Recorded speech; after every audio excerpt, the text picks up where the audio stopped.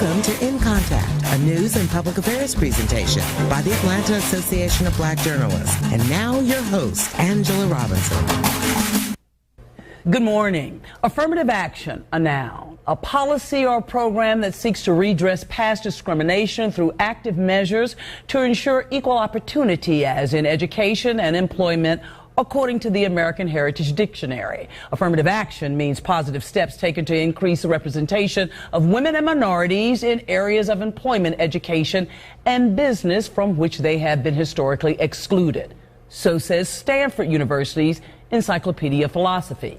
Affirmative action to many simply means a tool for people of color to gain equal access. Affirmative action in many different definitions and interpretations is once again before the Supreme Court, and at the time of this taping, the High Court, a more conservative court, is examining a case from the University of Texas, where Texas is defending the use of race in that school's admissions as they fight a discrimination lawsuit from Abigail Fisher, a rejected white applicant. A broad decision by the High Court could result in a rollback of affirmative action on college campuses across the nation. Well, joining us for our conversation on the Fisher case and how the case and affirmative action affects the black community as a whole, we are very proud to welcome Virgil Brannon, author of Democratic Coma. The book looks at policies like affirmative action and how African Americans' dependence on government can put them in a, quote, Democratic coma. Vice President for Institute Diversity and Chief Diversity Officer for Georgia Tech. Very honored to have Dr. Archie Irvin. And rounding out the panel, he's dubbed the liberation lawyer, civil rights attorney, and he's a good friend. Mauli Davis, welcome all. It's so good to have you. Thank you. Did you like any of those definitions? They work. They work. Yeah, they work. And part of the issue, perhaps, it's because we have all of these interpretations of affirmative action. What is, for this conversation, as we use the Fisher case as a jumping off point, once again, rights, and this is me, before the Supreme Court, it seems like I don't understand why, once again, at what I believe is an access for greater good of diversity for everyone needs to be battled out in the Supreme Court. What is a good working definition? And what does this mean now that it's back in front of the courts? I want to start with the lawyer first, and we'll work our way down. How about that? Sure. Well, I think the important piece is there was a time when affirmative action was primarily remedial, and the focus was to address the fact that for 246 years, African Americans were in fact enslaved, and then you had these years of absolute segregation, and we did not have an opportunity to be in universities of higher learning, that we had to fight for jobs, that we had to fight for housing. And so this was an attempt to try to remedy that. Now when we talk about affirmative action, we talk about it more in the context of racial diversity and the need for diversity in an educational setting, for one. So when we talk about Fisher versus Texas, we're primarily discussing how racial diversity matters not just for children of color, African Americans or Hispanics, but for the entire campus. So now racial diversity, so now affirmative action should be defined as, looking at it on an educational plane, racial diversity, and I would suspect that would apply to employment as well. Go ahead, Doc. That's partially true. I think what it is, it's an argument over what institutions have the right to determine what educational benefits shall be derived from public education, basically. Okay. Although private institutions are subject to it as well, the fulcrum of it comes around public education. And in 2003, the ruling was that states have a compelling interest in advancing the educational benefits of diversity, and that they had the right, institutions have the right to determine what are the ingredients that would make that an enriched, diverse experience, a learning experience. And it comes back again in the sense that it's a test of whether or not that particular interpretation will rule. It's a competition of ideas, I call it, of whose values will win in terms of who shall determine who will benefit from an educational experience. Okay, Doc, that's a little complex. Mr. Brannon, does that sit well with you? I love that whose values win. Now I got to depend on the Supreme Court's values to help this win or lose. But the ideal of the values has something to do with the fact that we have a diversity when it comes to the Supreme Court. When you have 4 justices as more from a Republican standpoint, then you have the other 4 from a more Democratic standpoint. So the ideal, we have to go back. We go back to the '60s, where Eric Dirksen, where he actually imposed or proposed that whole law of the Civil Rights Act, what he, creating that whole ideal of how we define this. And if you define it under the essence of civil rights, I think Title VI, where it talks about these issues here. Even if you go back to the 14th Amendment, equal protection under the law. So now we look at those 2 issues as we define it, as we come up to date. Affirmative action is really kind of more, to me, it's not even necessary in so many ways. And I'll say it in this fashion, is that you're looking at affirmative action as a more discriminating situation, where where it stands on the grounds of looking for those who have been discriminated against, but yet at the same time it contradicts itself, because at that point it is being discriminatory to the whole essence of what it is. In other words, it stands on the grounds of being looking for those who are discriminated, but yet and still it discriminates others. Look at Ms. Fisher herself. Well, let me just say, because you bring, and I'm gonna let you jump in, Doc. Well, since you said and look at Ms. Fisher, let's look at Ms. Fisher. Abigail Fisher White says she was discriminated against. But the bottom line, according to Texas, according to the transcripts, Abigail Fisher had substantially low SAT scores that were required for the school, suggesting that her scores were really the reason she was denied access in the first place. Absolutely. According to this. Now, according to that, according to the University of Texas, they admit some from the top 10% of their Texas schools. Correct. Meaning students in perhaps, so much vague, perhaps, maybe, sort of, less academically rigorous schools in poor minority majority schools were given automatic admissions over white students in an academically challenged school who fell below the 10% threshold. Now, once again, her scores are below everything, below all that's required. So the better question perhaps is, I'm going to let you get there, but I just want to lay out Ms. Fisher so we're clear, is that while I understand everybody has the right to take it up the chain of command, sounds like to me, this school denied her because she didn't meet the requirements. Absolutely. Not because she's black, white, green, or blue. Well, and I think if we're using now, and now this case is back in front of the Supreme Court after 2003. Right. I think institutions today that apply the rationale of the court in 2003 don't phrase it as a question of being less qualified or discriminating against others. All institutions seek to admit most highly qualified of applicants across a range of criteria that will make you dizzy if you looked at what we looked at. What you look at, right. When you look at holistic admissions review. When you get that narrow slither of students that fall within those parameters there, you then go about the business of trying to construct the educational experience. That means that people will have different kinds of scores, different kinds of this or that. Now, not everybody has the same score on anything. So you do make decisions all the time. What the application of the law today is that if in your pool of applicants you have the ability to enrich that educational experience by making decisions while selecting people through a holistic review of all of their credentials, then you have the ability to include matters like where that person's life experience has brought them from, because it may in fact contribute to the educational experience. Mr. Brannon was saying this affirmative action is unnecessary. Well, pretty much. I'm gonna let the attorney weigh in on your statement, because that's heavy. Okay, but I'm gonna let you come back. I'm gonna let him weigh in. Again, you already made the case that it was unnecessary, and I'm like, wow. Well, it goes to when we look at what happened in Texas when it was outlawed, when affirmative action was flat out outlawed from '97 to 2003 or 4, the racial diversity just plummeted. Right. I mean, it just took a hit. That impacts not only those students who did not have the opportunity to go to the University of Texas and to go to certain universities, but it also impacted the entire learning experience for those other students. You bring something. I'm coming from the south side of Chicago to the United States Naval Academy.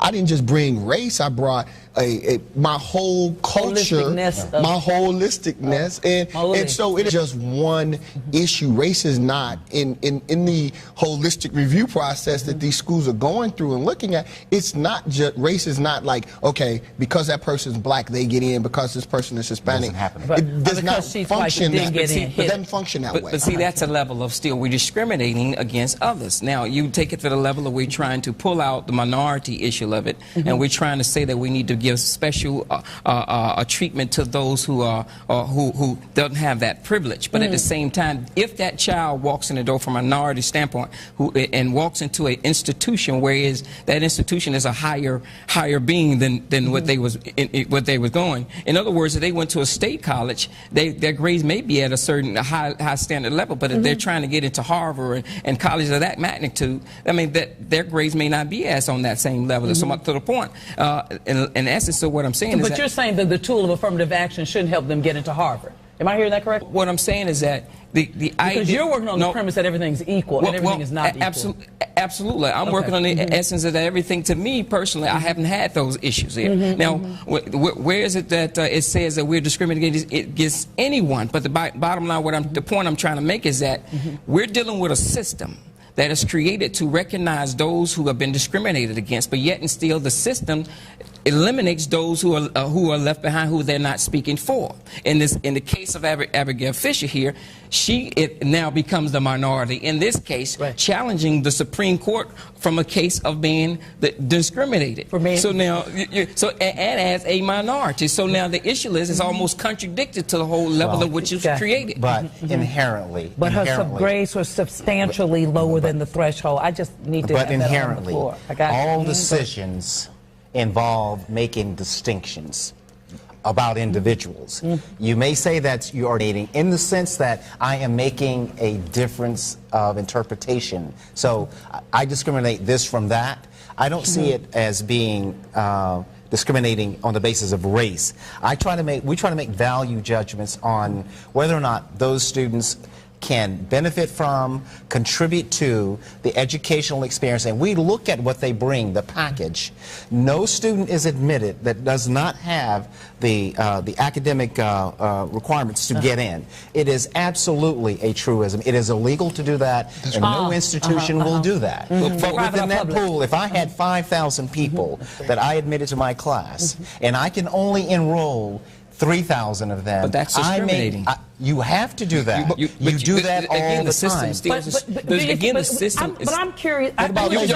Understand the point. Again, the system is still discriminating. The system is set up where you have to qualify for a certain level of it. And now, if it was not government-based, let me just say this. But the system discriminates. If this cup is $18.50 and I want to purchase it and I only have $2, the system is going to tell me I can't purchase this cup for $18.50. Yeah, but then when you have someone to come in and say that we'll give it to her for the 12 because she may have assumed to be earning it, I mean, you're still back to discriminating. But if somebody comes in and says, well, I got $3.50, will you give me the cup? It's against the law to sell that if everything is equal. If we are going to approach this system, which it is not, from where I sit, it is not equal in a greater good society. You believe it's all equal? I don't. Let me finish, because it's... I'm going to let you get in. But all I'm saying is everything has a discriminatory decision to it. It doesn't mean that you are discriminating against That's all I'm saying. The very issue, student athletes, when we talk about legacy, alumni, when alumni, what's the basis? If for 50 or 60 years, they certainly was allowed to, they were admitted. And so now, come 2012, this great-great-grandchild wants to get in, and because their grandparents were alumni, that may hold some weight in the process. It's not the entire process, but it may hold weight. That's discriminatory, right? And so it's fair as long as it's a part of an entire review of the person and what they bring to the educational environment. But fair to whom? Let me throw this out just to move this a notch. I want to use dear Abigail as a jumping point. Sure. But I wanted to move it. How does all of this shake out when we are looking at, and I'm going to make it race, the African American community? What does this say? Once again, when this kind of tool is before the court, using this case, if you will, how will that round? How would that and let me just share this and then you can answer. The justices Robert Scalia, Clarence Thomas, Alito have previously taken anti-affirmative action stances in prior decisions. Correct. Sotomayor, Ruth Bader Ginsburg, and Stephen Breyer are more liberal and likely to uphold the law. Your swing vote, so this is predicted, and I said at the time of this taping, it's before them, is Kennedy. Correct. So let's say if they say Abigail has the right, you got to let her in, this, that, and the other, and we change the whole course. How does that ripple down to the African American community when you're looking at education, employment, so on and so forth? Well, I'm going to take a stab at it. I don't know if we could disaggregate it to the African American community, except that if we talk about the benefits that this approach has permitted over time. Over time, African Americans have given access to educational institutions that they previously were not given access to. And not on the basis of their race necessarily, but because that they offered other things in their packages and this. It gave opportunities. Now, if they were to change those conditions, the rules of the game change. And then we in this business will have to go back and review everything that we do to be in compliance with that, because that's what's going to happen. See, the problem. So it has potentially real implications, I would think so, for African Americans and others when we look at this. And let's not forget, it's not just race. When we talk about this 11246 affirmative action, we're talking about two things. One, helping society rid itself of its past discrimination behaviors and making an affirmative effort to be more inclusive of women and minorities that have been left out of the enterprises of contracting and all of them. We applied it to education. It became a little bit of a different matter because it really applied mostly in the most what I call prestigious of those institutions. Right, because mostly was applied to workplace, was it not? Yeah, and initially it came out of federal contracting issues. Right, but the principles of being inclusive and making deliberate, intentional inclusion is what we do in higher education. And it will have, if it's something that takes away the current rules or limits in terms of the decision, it will have an effect. Now, we don't know what it is. It certainly will make us have to do what we have to do to make sure that access does not go away. Right. See, what we must understand is that we have fought the battle of equality and won. This is what the 60s was all about. This is what all about how we got the Civil Rights Act passed. All of the level of the whole essence of what Dr. King and everyone else was marching about. These things unto us back in the 60s from an entitlement standpoint. The ideal is that the educational system, when it comes to an average high school student graduating from high school, they're not able to read on a certain level, a certain grade level, which is pretty much right around the 6th grade level where we're going at. Now, if you look at the essence of what we were walking in, it doesn't imply, it's the law of affirmative action already discriminated against the African American community because it have not provided enough adequate amount of teachers. We can go to that level. Where the union, let's take it from where we are today, where the unions has actually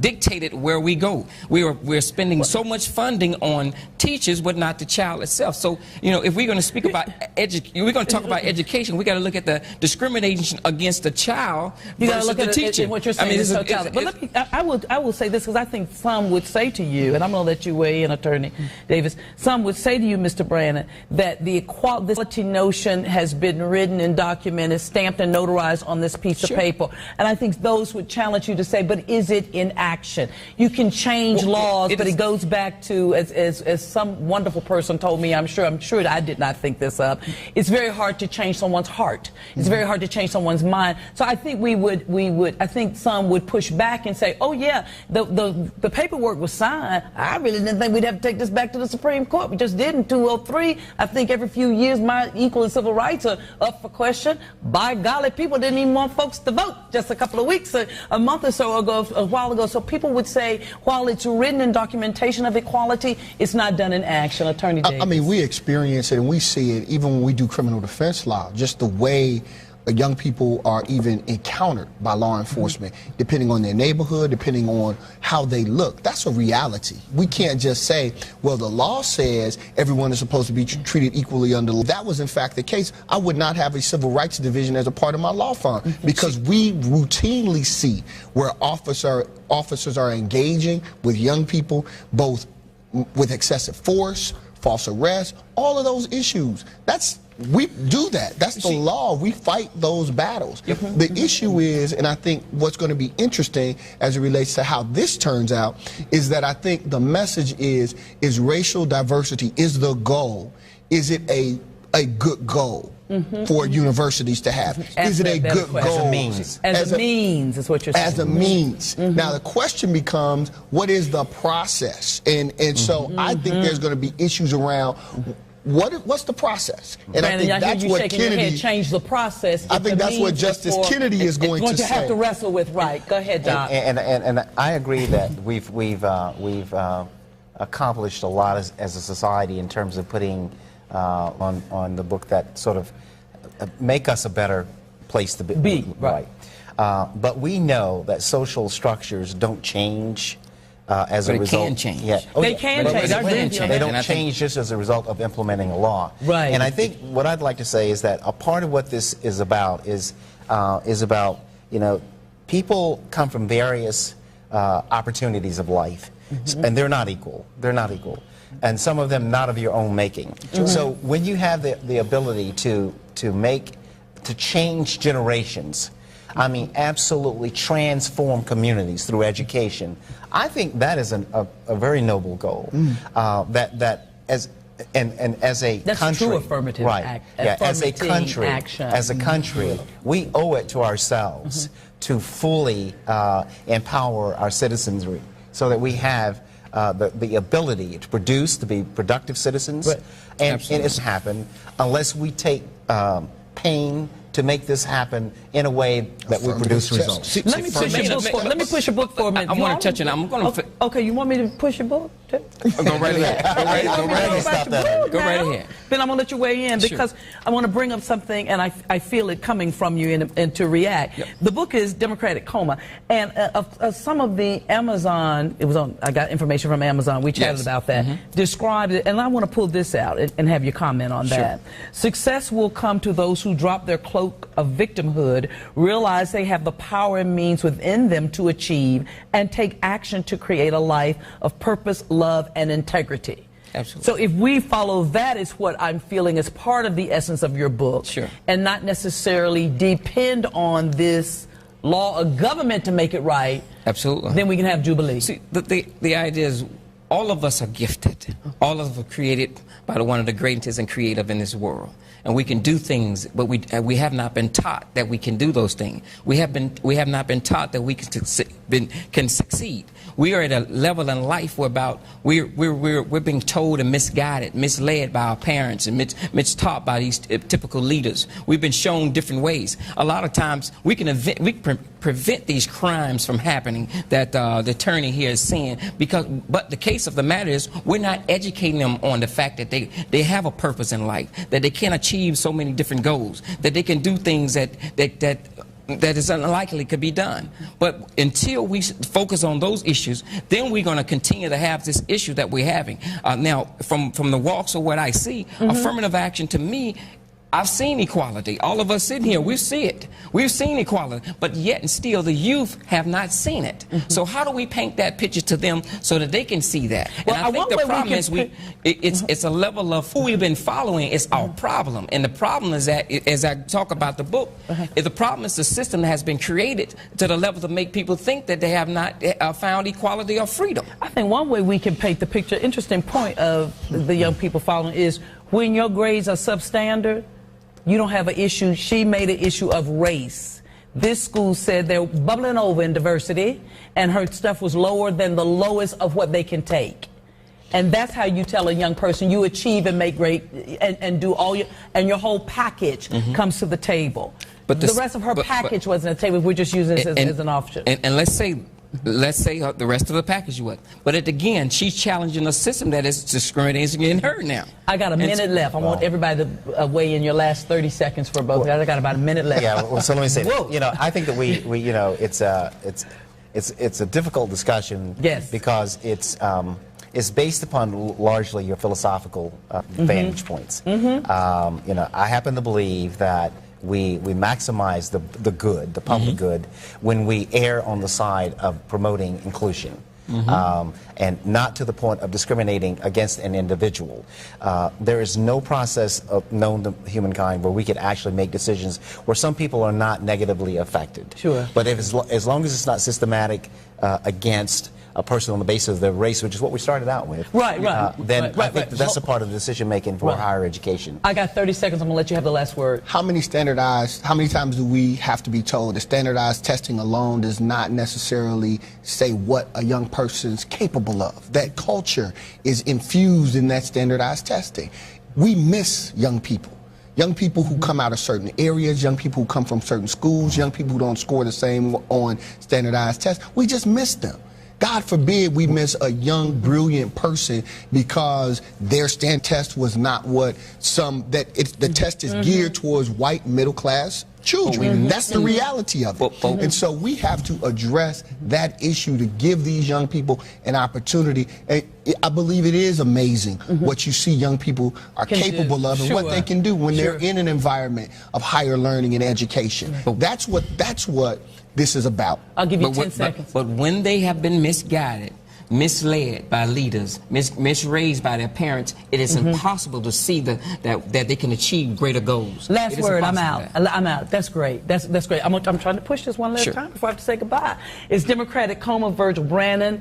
Thank you. Very intriguing, interesting stuff. Thank you so much for being with us. Thank you so much. Keep doing what you're doing at Georgia Tech. Thank you. And thank you, Attorney. Thank you. Always good to be with you. Ooh, vibrant conversation. We thank you so very much for joining us as always. We're in contact with you. You need to stay in contact with us. We'll see you the next time. For a copy of the show, send $40 to the Atlanta Association of Black Journalists, P.O. Box 42566, Atlanta, Georgia 30311. Provide your name, mailing address, phone number, and name of the show requested. Make all checks payable to AABJ.